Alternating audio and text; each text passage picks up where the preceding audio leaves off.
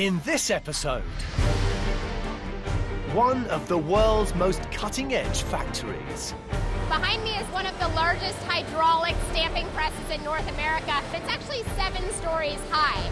A high-tech mission to build an alternate future.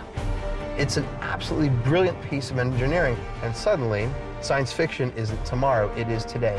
And the pioneering historic innovations. At its height, they could assemble a galley per day here, which is truly incredible. This beautiful machine, it's one of the world's first electric cars. Brilliant engineering. That made the impossible possible.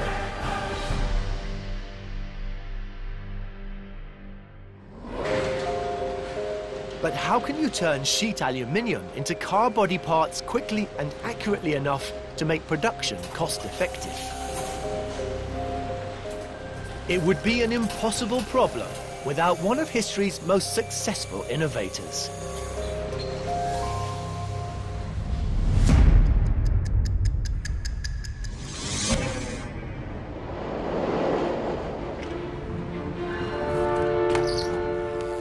Today, bicycles are commonplace.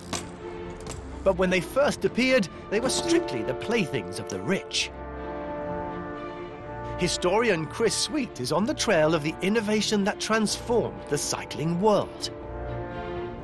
Late 19th century bikes were luxury items, costing up to $100 each. That was as much as an average worker would make in 6 months. But all that changed here in Chicago.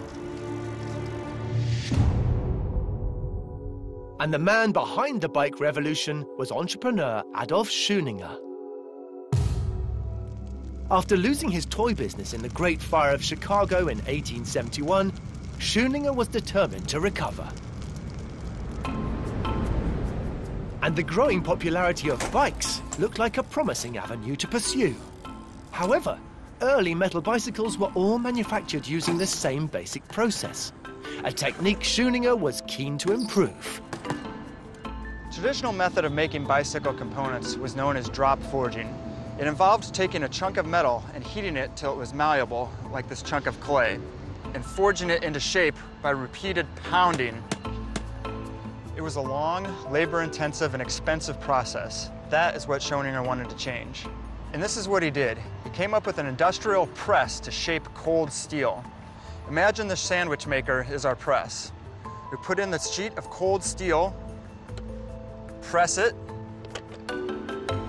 out comes a 3-dimensional bicycle component, ready to be assembled and painted.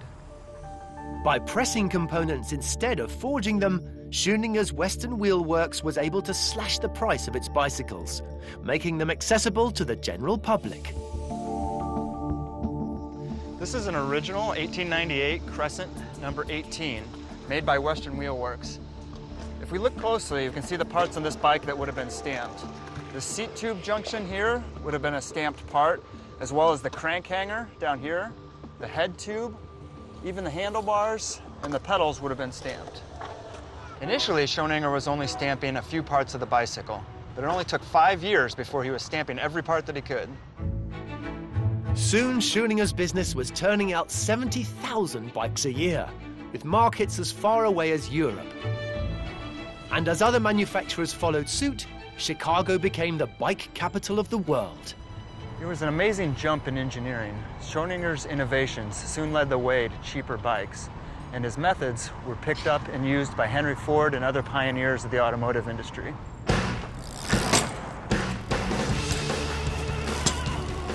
He really was an amazing engineer, and the mass stamping of parts revolutionized manufacturing in America and around the world.